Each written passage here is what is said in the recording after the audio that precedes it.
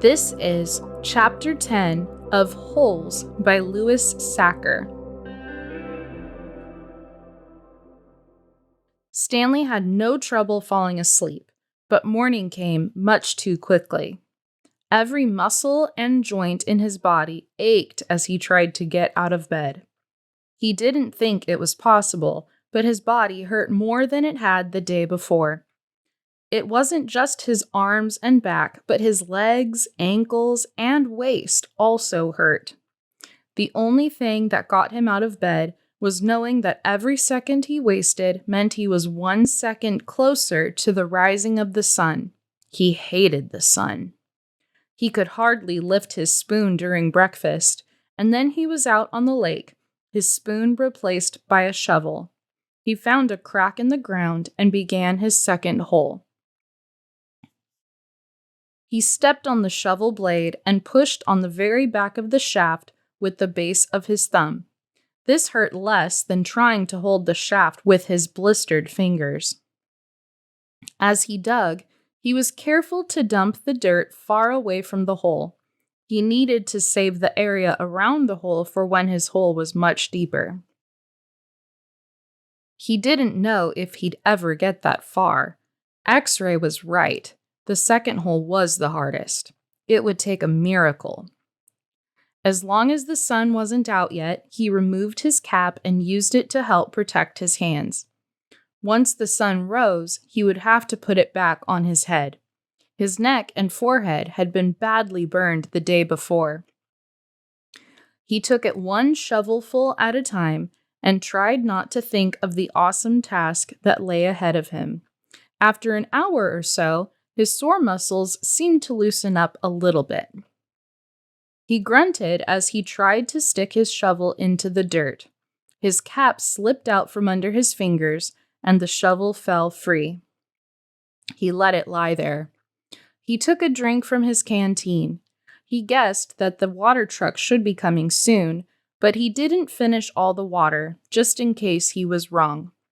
He'd learned to wait until he saw the truck before drinking the last drop. The sun wasn't up yet, but its rays arced over the horizon and brought light to the sky. He reached down to pick up his cap, and there next to it, he saw a wide, flat rock. As he put his cap on his head, he continued to look down at the rock. He picked it up. He thought he could see the shape of a fish fossilized in it. He rubbed off some dirt, and the outline of the fish became clearer.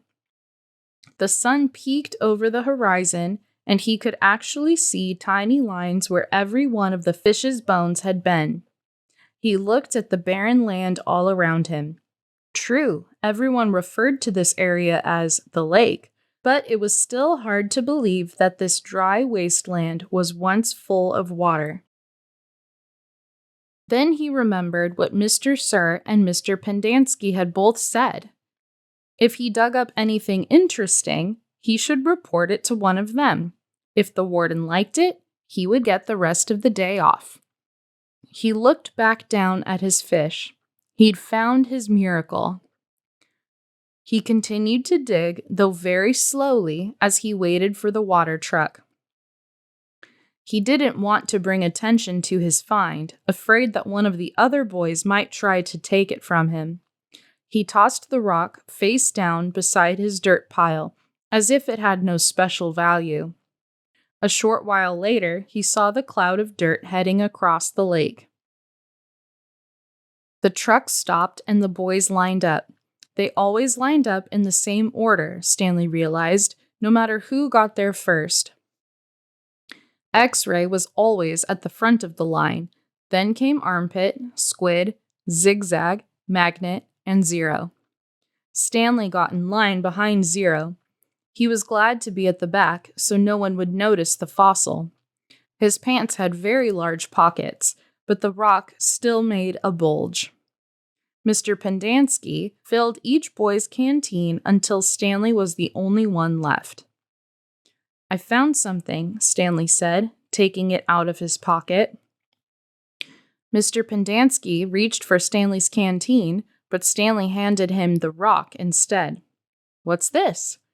"It's a fossil," said Stanley. "See the fish?" Mr. Pendanski looked at it again. "See, you can even see all of its little bones," said Stanley. "Interesting," said Mr. Pendanski. "Let me have your canteen." Stanley handed it to him. Mr. Pendanski filled it, then returned it. "So do I get the rest of the day off?" "What for?" "You know, you said if I found something interesting, the warden would give me the day off."